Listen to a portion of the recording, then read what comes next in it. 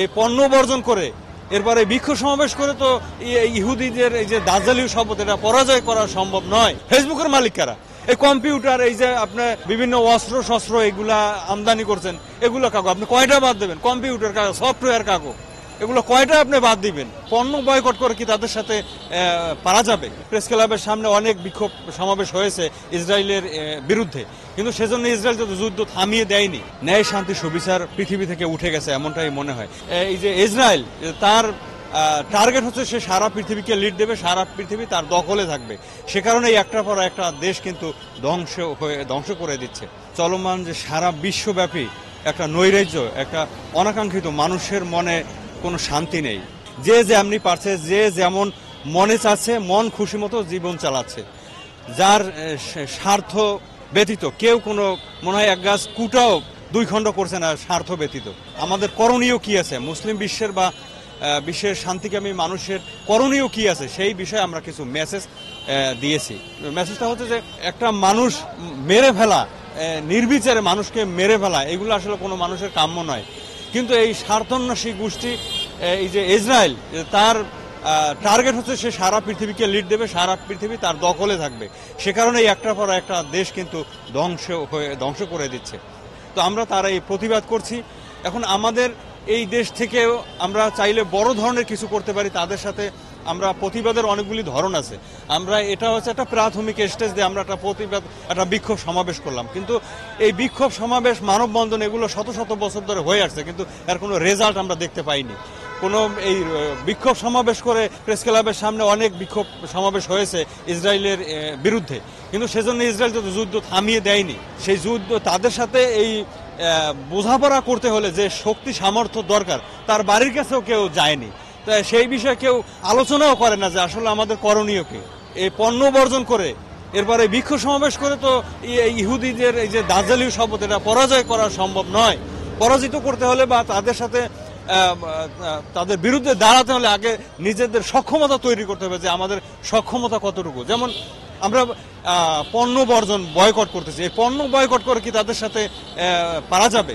তারা দীর্ঘদিন ধরে এই পরিকল্পনা করছে যে তারা এই সময় এই জায়গায় হামলা করবে, এই দেশ এই সময় তারা দখলে যাবে, এরকম তারা পরিকল্পিতভাবে নামছে। সব মানে বছরকে বছর আগ থেকে তারা এই যে উৎকৃষ্ট মানের, উন্নত মানের পণ্য তারা সারা পৃথিবীতে ছড়িয়ে ছিটে দিয়েছে, মানুষের মনে তারা জায়গা করে নিয়েছে এই পণ্য দ্বারা।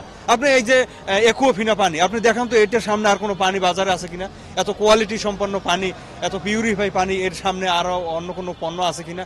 এরকম অন্য যত পণ্য তাদের বাজারে আছে, এর কিন্তু খুব ভালো মানের পণ্য। এই পণ্য দিয়ে তারা বাজার দখল করেছে, বাজারের নেতৃত্বে তারা নেতৃত্ব স্থানে লিড দিচ্ছে তারা। এখন একজন নেতা সে বাজারে লিড দিচ্ছে, আপনি বয়কট করে তাকে উধাও করে দেবেন, এটা বললেই হবে না। আপনি চাইলেই এটা বাদ দিতে পারবেন। আপনি পণ্য বর্জন করেছেন, পানি বর্জন করবেন, ওই হুইল পাউডার বর্জন করবেন, কিন্তু আপনি যে এটা যে বর্জন করছেন, ফেসবুকে পোস্ট দিচ্ছেন, ফেসবুকের মালিক কারা? এই কম্পিউটার, এই যে আপনার বিভিন্ন অস্ত্র শস্ত্র এগুলা আমদানি করছেন, এগুলো কাগো আপনি কয়টা বাদ দেবেন? কম্পিউটার কাগো, সফটওয়্যার কাগো, এগুলো কয়টা আপনি বাদ দিবেন? যুদ্ধ করতে যাইতে হলে কি লাগে সেটা বোঝে তারা। যুদ্ধ করতে হলে সামরিক প্রশিক্ষণ দরকার, সামরিক প্রশিক্ষণ আছে এদের। অনেক আছে হুজুকে মানুষ, হুজুকে ধরেন 5 জনে হাসতেছে, আর একজন আইসা হাসতেছে, আসলে বোঝে নাই কিছু না, শুধুমাত্র আন্দাজে হাসতেছে। এইরকম অনেক শ্রেণীর মানুষই এইরকম। এই জিহাদ কি, যুদ্ধ কি, মানে মুসলিম কি, মুসলমানের সামনে যদি সংজ্ঞায়ন করেন মুসলমান, মুসলমানের সংজ্ঞায় দেখবেন যে 15-16 আনি মুসলমানের মধ্যেই পড়ে না, এরা যুদ্ধে যাইবে। যুদ্ধ করতে যাইতে হলে কি লাগে সেটা বোঝে তারা। যুদ্ধ করতে হলে সামরিক প্রশিক্ষণ দরকার, সামরিক প্রশিক্ষণ আছে এদের। মুসলমান কি, মুসলমানের যে সংজ্ঞা, সেই সংজ্ঞায় তার মাপ নিয়ে দেখেন না কয়জন মুসলমান আছে। জিহাদ কি, জিহাদের কোনো আলোচনা আছে, কোনো প্রশিক্ষণ আছে? এদেশে যারা মুসলমান দাবি করছে এরা জন্মসূত্রে স্বঘোষিত এবং খতনা সূত্রে, কাঁচা কথা কমু নাকি, রুনু কাটাইলে কি মুসলমান হয় নাকি? মুসলমান ঘরে জন্ম নিলে কি জন্মসূত্রে মুসলমান হয় নাকি? মুসলমানের সংজ্ঞা আছে। মুসলমান হওয়ার শর্ত হইল কলেমা। এই কলেমার 3টে শর্ত আছে, মুখে বলা, অন্তরে বিশ্বাস করা, এইটা অনুসারে কাজ করা, তাহলে সে মুসলমান বা মোমেন হবে। এই মুসলমান না, মোমেন না, সে যুদ্ধে যাবে, ইসরায়েলদের পরাজিত করতে যাবে, এটা মুখ দিয়ে বললেই হইলো। আন্দাজে আপনি এক জায়গায় যাইয়ে জীবনটা শেষ করে লিখবেন, জীবনের দাম নাই। আল্লাহ কি এমনি এই পৃথিবীতে আমাকে পাঠাইছে, আমাদের দায়িত্ব কর্তব্য আছে না, সেটা বুঝতে হইবে না, জানতে হইবে না। আপনি এই বোমটা আমার সামনে মাইক্রোফোন ধরছেন, এটা বুঝতে হইনি ধরেন নাই না আন্দাজেই খালি আইসা ধরছেন। আমরা যে প্রশ্ন করছেন আপনি এই বিষয়ে আপনি আলো পড়াশোনা করে আসেন না, আমি আজকে অমুক জায়গা যাবো এই বিষয়ে কি কি প্রশ্ন করবো এটা পড়াশোনা করে আসেন নাই? আর পড়াশোনা ছাড়াই একজন আইসে আমরা কি প্রশ্ন করবো? তো এই বিষয়ে কোনো জ্ঞানই নাই।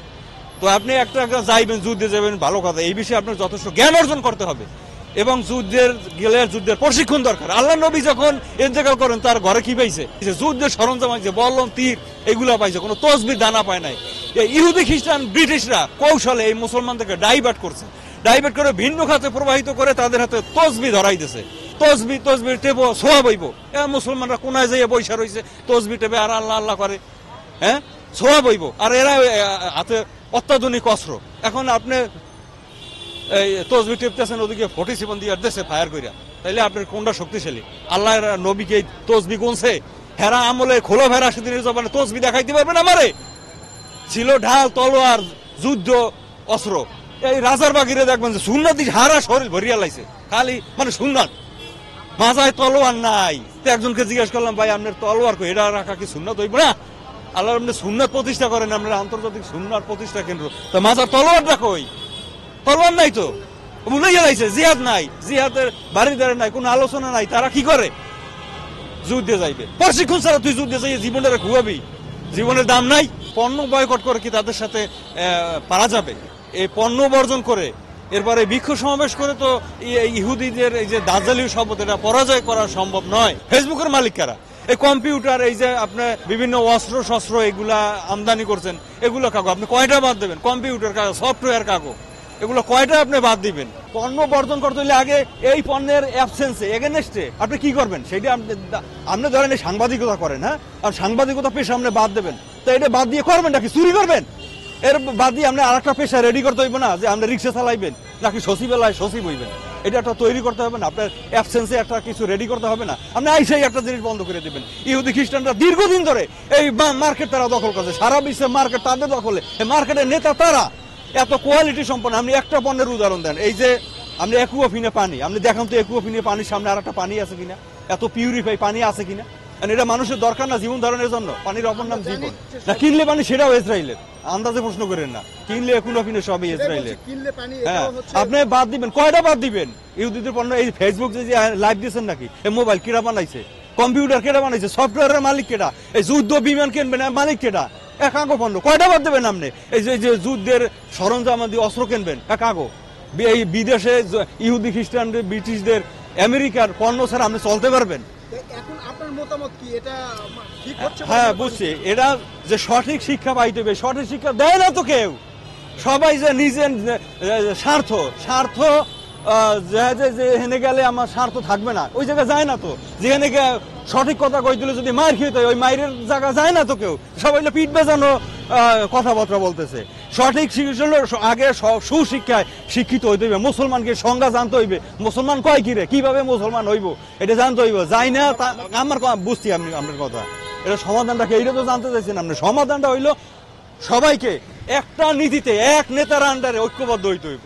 ঐক্যবদ্ধ ওই যে মুখে বললে হইব না, এই যে মুখে বলে আসেন আমরা বাইতুল মুকাররমের উত্তর গেটে চিল্লাই একেবারে ফাড়াই হেলাইছে, আহেন আমরা বিশ্ব উল্টেই হেলাম, এইরকম না। একটা সঠিক আদর্শ থাকতে হবে, একটা সঠিক আদর্শে এক নেতার আন্ডারে, এক কোরআন, এক আল্লাহর অধীনে কলেমার ভিত্তিতে যুগে যুগে যখন এরকম অশান্তি হয়েছে, 1,02,24,000 পয়গম্বররা যেই নীতিতে, যেভাবে, যেই আদর্শ নিয়ে মানুষকে ঐক্যবদ্ধ করছে, ঐক্যবদ্ধ করে ন্যায় শান্তি সুবিচার প্রতিষ্ঠা করতে হবে, সেইভাবে কলেমার ভিত্তিতে ঐক্যবদ্ধ হয়ে ধরেন, ঐক্যবদ্ধ হয়ে তারপর এইটা করতে হবে।